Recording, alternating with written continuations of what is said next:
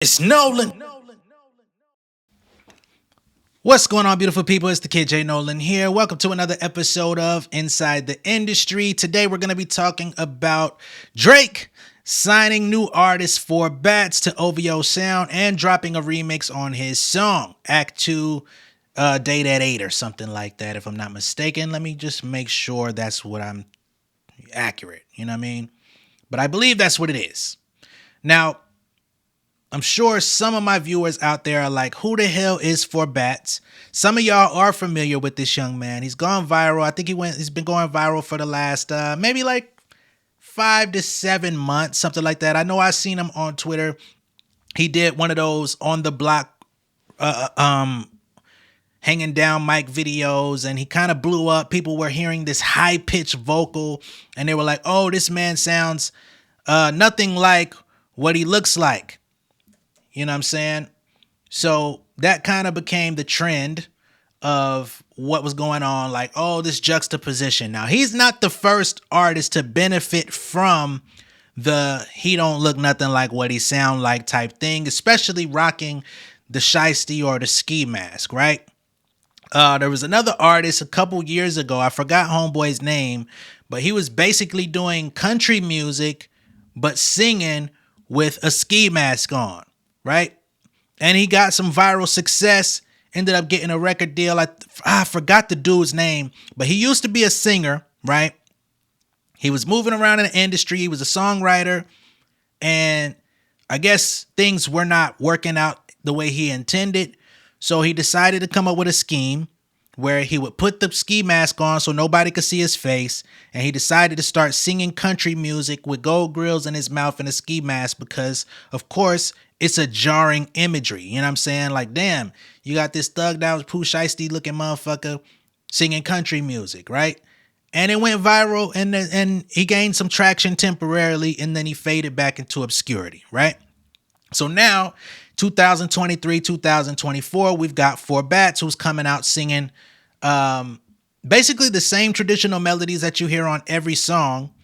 However, he's doing it with his voice pitched up. That's not his natural voice. I'm going to play it for y'all in just a few moments. But for those of y'all that already know who this young man is, then you know what it is that I'm talking about. And you may say that I'm a hater. You may say whatever. I don't give two shits into the toilet. All right? I want y'all to understand that. Everybody's not going to be a fan of everything. Everything is not for everybody. You can't please everybody. And I, for one, am not pleased. Not that I don't care about him signing to Drake. That's cool. Drake want to do business with this young man. I hope they run it up and get all the money they possibly can. But I personally, this is not something that I would be playing in my personal time. Maybe I'm too old. Maybe I'm too mature. I don't know what it is. You know, maybe I'm no fun. Maybe I'm sticking in the mud. Stick me in the mud then, goddammit. But nonetheless, for those of y'all that aren't so familiar with For Bats, I want to kind of give y'all a quick idea of who he is. And then we'll get into a little bit more. Okay? Now, they say looks can be deceiving. And For Bats has just about everyone on the internet fooled, right? Regularly disguised in a black Pooh Shiesty mask, a black Nike hoodie, and matching sweats. With a full set of gold grills and a double cup or stacks of hundreds in his hand. For Bats looks like he's about to spit the hardest bars of 2024 about trapping in the hood. But once he opens his mouth, he leaves others' jaws on the floor with his incredibly delicate delivery characterized by pitched up melodies over lo-fi beats and sentimental lyricism about doing whatever he can to keep his girl. Okay? The seeds to creating this fascinating juxtaposition were planted early with the artist's real name Nico Bennett, growing up listening to Jodeci, Sade, Anita Baker, Mint Condition, Intro, and other old school R&B and soul acts his mother and grandmother would play around their house. So with an artist citing influences and inspiration from classic R&B traditional singers, Jodeci, Sade, Anita Baker, Mint Condition, people that were known for having strong vocals and really great vibes, you would think we're talking about a completely different type of artist. Okay. Now, he is 20 years old, to give him a little bit of something, you know what I'm saying? A grace, I suppose. We do got to support the youth, but I don't know, man. It's just, this is one of those cases where I feel like The less serious you take music, the more likelihood it is that you take off faster. You know, he released his debut single, Act One Stickers 99, which was unmasked, or it unmasked just how deep his feelings were after experiencing real life heartbreak. Okay. They say the song's ingredients felt like it was destined for TikTok virality, pitched up vocals that are typically the result of songs sped up versions and fit into the nightcore genre, such as Lil Uzi Vert's Watch This, which is I guess a remix with the old slowed down outro reverb, or chopped and screwed, as my generation would know. And it had a runtime of less than 2 minutes. Right? Then 6 months later, he experienced virality when he dropped Act 2 Date at 8, which is the song that Drake came in and did a remix to. This is the song that kind of put him on the map, right?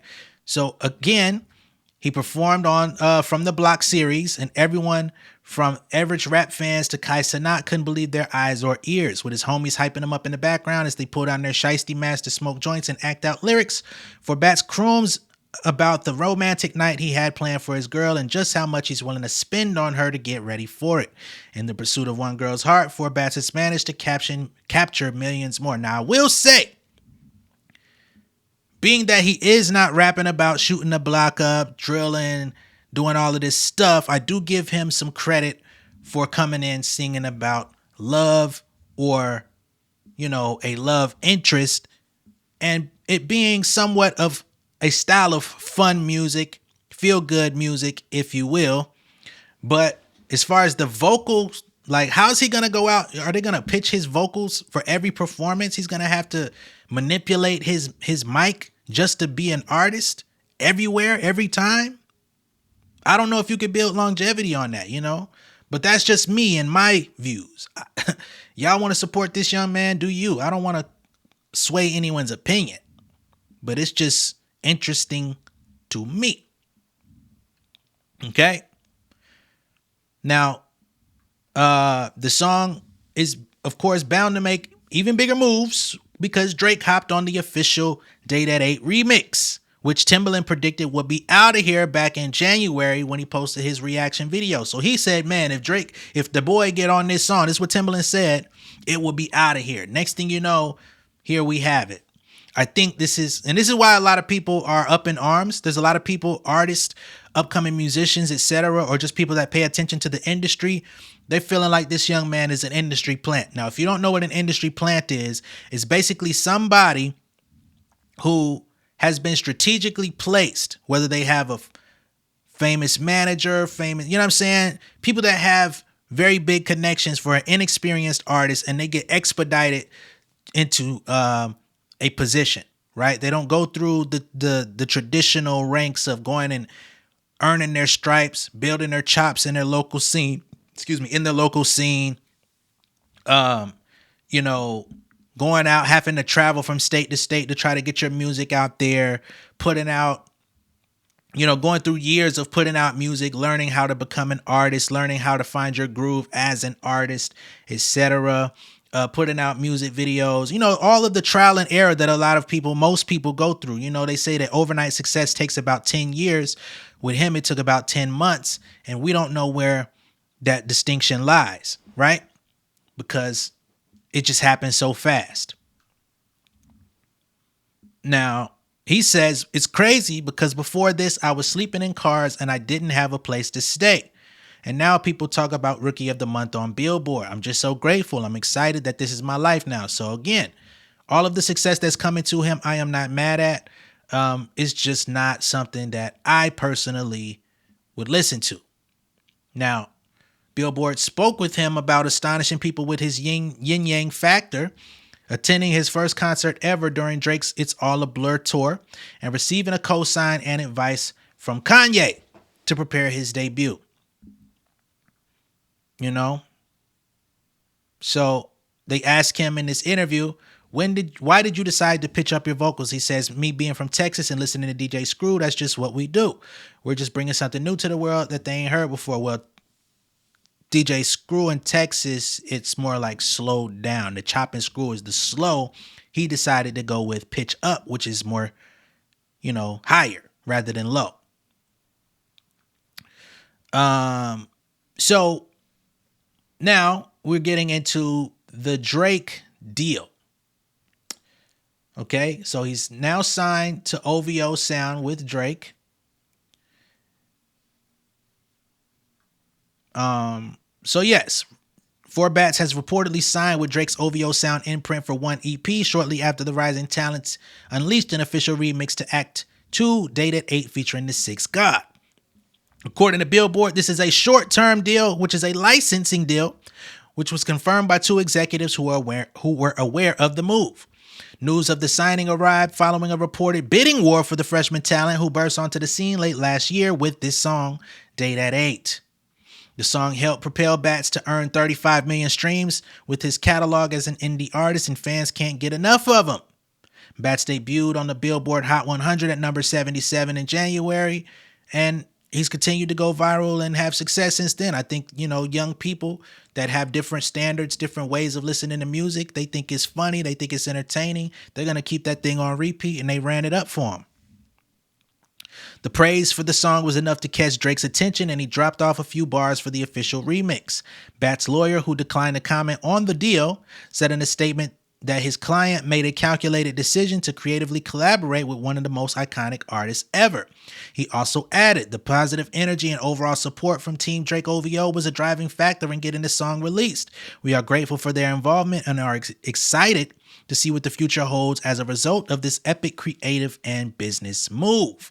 Okay, now again, he said he was listening to Jodeci, Sade, etc. And for those of y'all that have never heard this young man, I want to just give you a glimpse into what it is that we're talking about, okay? So I'm going to pull up a portion, and y'all know I only do acapellas on this channel. So if you expect to hear a beat, you'll be sadly mistaken. But this is perfect, so we can hone in on just the vocals. All right, so this is what we have here.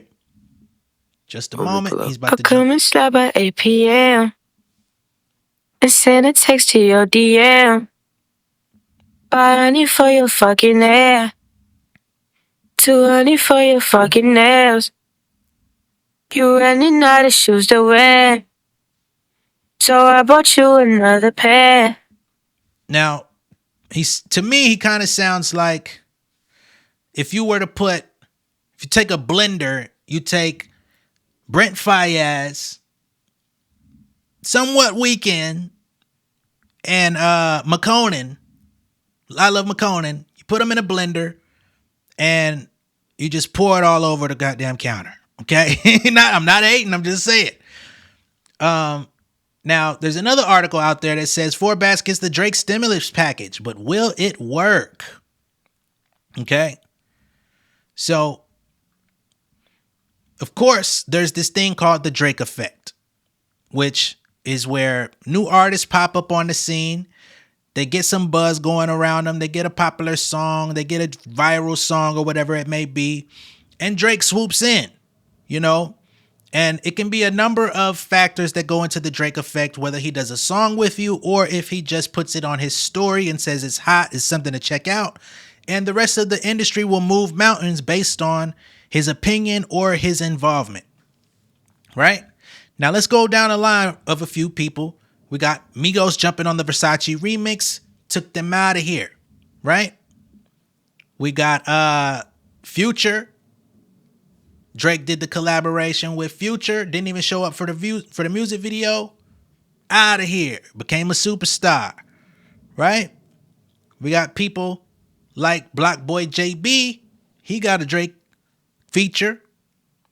It took off momentarily, but it didn't translate into longevity so much, right? So whether or not you stay, you do get a moment. And of course, the staying power is going to be up to you and your team, making wise moves, you having considerable level of talent, all of those things are going to be factors. So you can't blame Drake if you go right or left after he gives you the sauce. If I give you the sauce, you still got to make the entree. Now, Earlier this week, social media went abuzz when the Canadian superstar teased the remix of 4bat's Dated 8 on his Instagram story. Then the mysterious R&B singer with an affinity for shiesties posted his video on this account of them together. Okay? So in this article, and this is mostly opinion, so I don't want to go too far into it, but they say that this is the Drake stimulus package, right? But this person in this article feels like they're disappointed, number one, because it's the same song with a new verse from Drake rather than, remixes used to be a reworking of the song. You would get a new beat, or you would get elements added to the beat, right? You would get a modified version of the hook, possibly. You would get, in some instances, a solo song might turn into a posse cut with 4 or 5 different superstars on it. The definition of remix has definitely evolved over the years. But I'm not too worried about that because the industry changes. It just is what it is, but this person seems very irritated about that. He says, while good in terms of sound and bars, it feels like Drake's verse is stitched on like bad patchwork. And I'll play the Drake verse in just a few minutes too. They say it feels like 2 different songs and is essentially a home game for the Canadian rapper because the beat does slow down for Drake when he comes in, and it turns into like, one of those songs on Drake's albums where he has like an up-tempo song and then it goes, and then he, starts singing or rapping, you know what I mean? But the whole track slows down and turns into another thing. That's basically what they did here. Excuse me. But nonetheless, his deal with OVO Sound is for 1 EP. Sounds like a trial option deal, right? Where they're going to release his EP, they're going to see how it does, and they're going to have the first right of refusal if they want to probably sign him long term or let him go, which creates balance in the situation, right? Because let's say if this thing goes crazy and they want to re-up, they can and do long-term business with him. But if the project doesn't meet expectations or it flops, they could send his ass back to Texas and say, nice doing business with you. You know what I'm saying? Which Drake is kind of known for doing to people without having them on paperwork. So it's a very smart move. This is the new wave in the music industry, by the way, people. If you haven't noticed, y'all remember Nicki Minaj, and this is not a bad thing to say about Nicki Minaj. For all you barbs, don't fucking try me. Nicki Minaj co-signed Ice Spice, right? And Ice Spice is out here building buzz. She's out here going viral. Drake was partially responsible for her taking off the way it did. He co-signed her. He mentioned her. Then when they linked up at a show or whatever it was, and they never talked again or whatever, that became a subject, and it only propelled her even higher. But nonetheless, Nicki Minaj got involved with the Ice Spice movement, co-signed her, said that she's the princess of New York and princess of rap, right? Gave her that buzz, gave her that extra stamp of approval from the biggest female rapper of all time. Next thing you know, they're signing paperwork, right? She signs Ice Spice to a partnership deal on, what is it called? Heavy on it, her label. However, it is only a partial deal, right? Because Ice Spice has her own record deal that predates dealing with Nicki Minaj. But whenever they collaborate on songs, any collaborations that they do are released on Heavy on it, right? So Nicki Minaj is not actually invested in Ice Spice's success necessarily or failure, because they get to put out the songs on Nicki's label. So even if the song does great, she gets financial kickbacks, right? If the song doesn't go great, she still gets financial kickbacks and can say, looks like you're trending backwards. We don't even gotta, you know what? You could get your walking papers from Heavy on it. You know what I mean? We ain't got to do this no more. She's not invested in Ice Spice's other music. When she puts her album out this year, unless Nicki's on it, she's not involved in none of it. She gets to go out and succeed or fail on her own. But then when she works with Nicki, if or when she works with Nicki ever again, it's going to come out on Nicki's label, right? So this is the wave now. These artists are not just going to come in and start co-signing and working with you and getting on your songs without having some sort of paperwork on you, right? Even if you got a deal. That was like a deal of his first of its kind type of deal. I don't know nobody else in that type of situation. Now we see Drake come in and swoop this young man and say, hey man, like what you're doing your thing. This is nice. You got energy, you got motion. Everything's great. Let's do an EP deal, okay? And it's like, this is a trial. If it goes viral, if it goes crazy, OVO brings in the money. If it does lukewarm, OVO still keeps the money. And then they can discard him and get rid of him afterwards. But again, if it goes crazy, they say, all right, let's come back and do a 4 or 5 album deal. Let's do a 3 album deal. Right?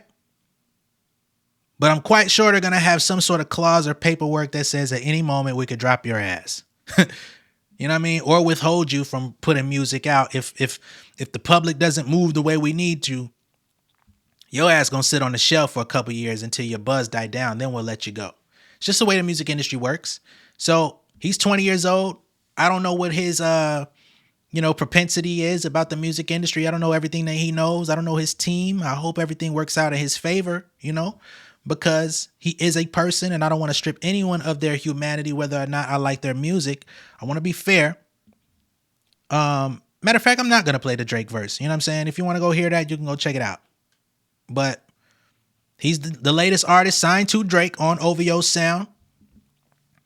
We will see what happens with this young man's career. I don't see him having, at this current moment, unless he can find something else to do, like if he can actually make good music without pitching up his vocals, because a year from now, people aren't going to still be listening to that.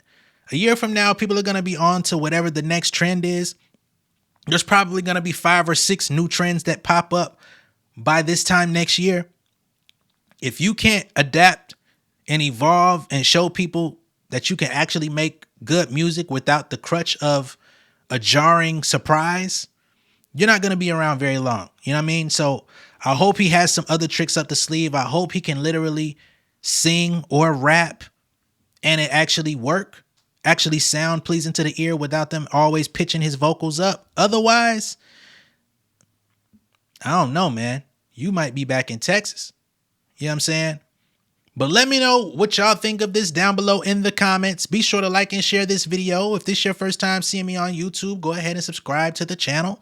Hit the post notification bell for all updates. I will see you all on the next one. And I pray that y'all don't think I'm sitting here hating on this young man. I'm not. I'm just, as a person that's involved in the music business, as a person that's seen a lot of different things, a lot of people come and go, a lot of different trends change, and a lot of people that hopped on or created trends not necessarily be all that set when it came to years down the line. This seems very familiar to me. You know what I mean? So that's that. All right. I'll catch y'all on the next one. Y'all be safe out there. Peace. King of my city and cul-de-sac. Coming out swinging like soldier rag. Leading my people like quarterback. Boy, I study this shit, I'm an almanac. Had to get up and grind. Knowledge is booming, I'm here to apply. Came with the chip and the dip, it just single the mind. We finna do more than survive. I need my check. Spinning the block for the Gouda. We hitting the jeweler to flood out the net. We don't do beef on computers, I'm straight out the sewer. We come when you rest. Niggas be looking perplexed, so keeping my foot on their neck. No map, I trust my gut for the quest. With drama, I'm fully abreast. I was ready for years and they died of me. All of a sudden they tell me they proud of me. I been dropping these haters like calories. Cross them out, I came back with some boundaries. Stand for my honor, but too raw, no corner. Packing the stick with a drummer. Wanna catch my bad, won't fumble. I done came too far to be humble.